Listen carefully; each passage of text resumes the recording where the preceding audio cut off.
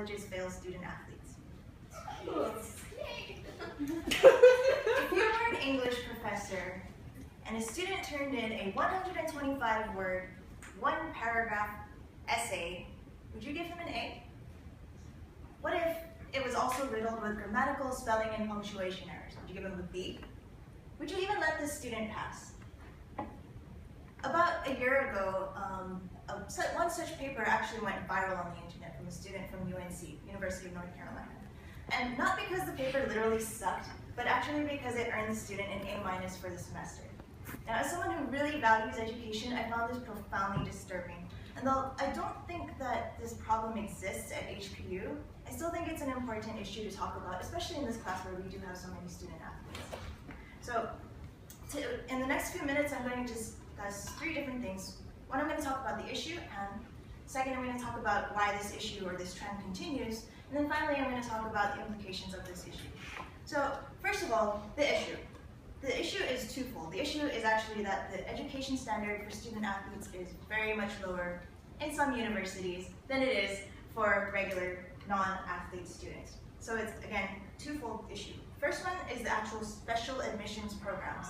So schools such as the University of Texas, for example, and as we'll see throughout the University of North Carolina, is pretty notorious for this. They allow students who aren't necessarily up to par, they don't quite have the right grades, they don't have quite the right scores, they'll still let them in as long as they can throw a football or make a shot or run really fast, something like that. As long as they've got some athletic potential, then they're going to have an edge up over other students who might have better grades or scores than they do. This is what we call special admissions.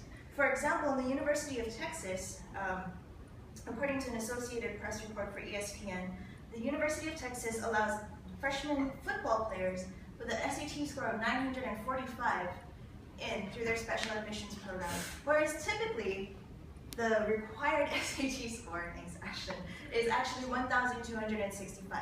That's kind of a problem. So, and also the special admissions program is supposed to count for all students, not just student athletes. It's supposed to be, if someone is good at, for example, playing the tuba, then they should be allowed to have the same special admissions program to get into the band. Or if they're good at debate, then they should have, a special admissions program if their SAT scores are kind of crappy. But this is not what we see happening. Actually, what ends up happening is we see that for example, at University of California, Berkeley, football players are 43 times more likely to gain special admission than non-athletes. So obviously this isn't something that applies to all students. The second part of the issue is this thing called independent study classes, also known as paper classes. This is something that I'll pass this around after, but this is the example of the student who wrote the 125-word essay at the University of North Carolina. This was for what we call a paper class or independent study. Basically, the attendance is not required, so they don't have to go to class. And all they have to do is write one paper at the end of the class. That's why it's called paper classes. And no matter how good or bad this paper is, they are guaranteed an A or a B. Thus, this horrible story, you'll read it later, about Rosa Parks gets an A- for the student. So that's the way we know about this is because at University of North Carolina there was a whistleblower. Her name was Mary Willingham, and she actually went public with this story because she was a tutor for these very classes. And she felt so bad. She was like, my conscience can't take this anymore. We are letting college students graduate with a 3rd or 4th grade reading level, and they have no skills. They're not going to go professional, and that's why she became a whistleblower. She got a lot of flack for it. We're going to talk about her a little bit more in a little bit. Dwante Williams, who is actually an ex-University of North Carolina player and is now a free agent, says, I feel let down and disappointed that this took place, and I'm angry at myself. Now we talked about the issue, let's move on to why this trend continues. Let's be real. It continues because college athletics is a very lucrative thing for colleges. It makes them money, you know that. But it continues because, as we find out from Mary Willingham,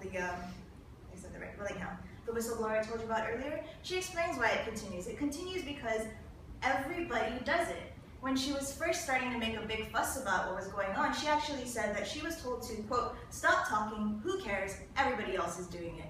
So there's the problem. The problem is that all these colleges are doing it. Everybody wants to stay in the game by recruiting the best players, and if the only way to do that is to allow somebody who can't spell, I don't know, anything into their college because they can throw a ball, then that's what they're going to do. Another reason that it continues is because the NCAA requires only that graduation rates of athletes is tracked. They don't require like the grades or anything else. As long as they graduate, they're happy. They're like, hey man, we got an 87% graduation rate of student athletes. That's fantastic. Not so.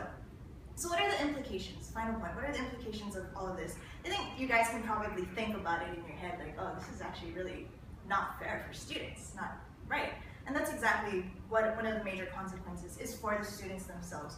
So let's talk about the odds of a college player going professional. I always tell baseball players that they have a better chance because they really do. 11%. 11% chance. According to Business Insiders, 11.6% chance of baseball players playing in college going professional when they're out of college. So that's not bad, right? 11.6%. 1.2% for football and 1.7% chance for basketball players. So yeah, that kind of sucks. Your chances of going professional are not high. So of course you're going to want to get out of college with some type of skill. You want to at least be able to read at a normal level, or at an adult level, so that you can get a decent job. These students that they're pushing through in these independent study classes and with these special admissions, they don't have that advantage. They don't graduate college knowing how to do really anything other than playing their sport. And of course they're not going to go pro, so their chances of having a good job, down. They have no skills.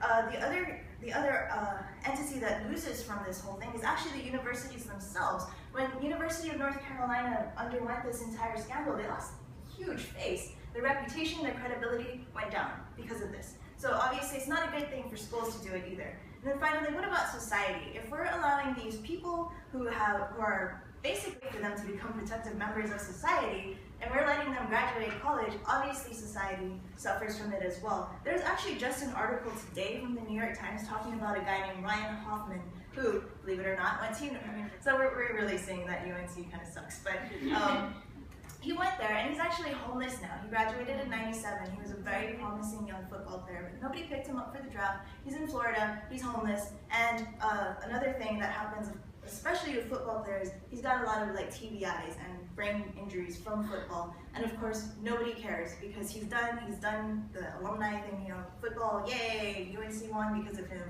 but who cares? He's homeless. Obviously society is affected by what these schools choose to do to their students. So today we talked about a real problem that faces student athletes in college. We talked about the issue at hand and the two things that cause it, the special admissions program and also the paper classes or independent study courses.